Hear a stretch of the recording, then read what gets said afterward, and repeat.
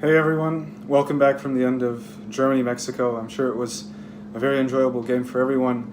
I think that the second half in many ways reflected the patterns of the first half. So you could see that Germany again did not correct their issues with Mexican counterattacks.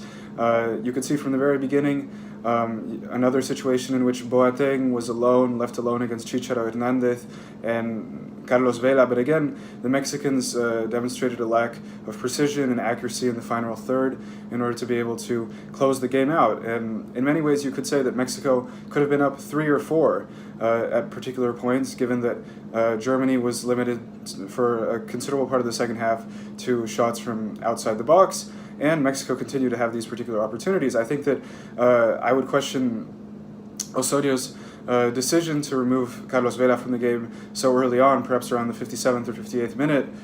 He was being so effective carrying the ball up the field. Although he was missing that particular precision at the end of the game, at the end of that particular passing sequence, he nevertheless posed a constant threat to the German defense and perhaps could have continued to do so throughout the rest of the game. Apart from that, I thought that Mexico just instinctually had to drop back more. Germany, of course, as you would assume from the world champions, continued to press. I thought when Julian Brandt came on the field towards the end of the game, that was when they were able to particularly turn the screws against the Mexican defense. You saw Julian Brandt hit the post with one of the last opportunities of the game for Germany.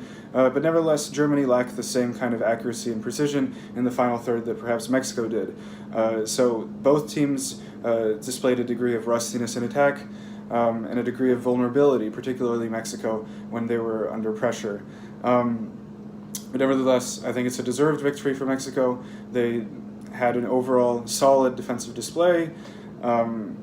Germany was fairly limited in their attacking opportunities. I think there were very few instances, apart from perhaps one, in which Ochoa was left alone before a German attacker. And in that sense, all credit can go to Mexico. Of course, very little is lost for me regarding Germany's World Cup run. This is certainly not a debilitating defeat. They still have South Korea and Sweden, both of which should be fairly easy victories, just the nature of their group. And in this case, Mexico, I think, has a bonus, perhaps, and they can go into their second and third games with a degree of calmness that perhaps they didn't expect. They perhaps expected that they would have to play under pressure to beat to beat both South Korea and Sweden in their next 2 games. So I think overall, this is a fair reflection of what Mexico can provide. This is perhaps not Germany up to their typical standard, and I would like to see whether Germany can correct those defensive errors. I want to see whether Boateng, for example, and Khedira can establish a better degree of communication, whereby one is able to basically cover for the other in the case of constant German pressure on the opposing goal.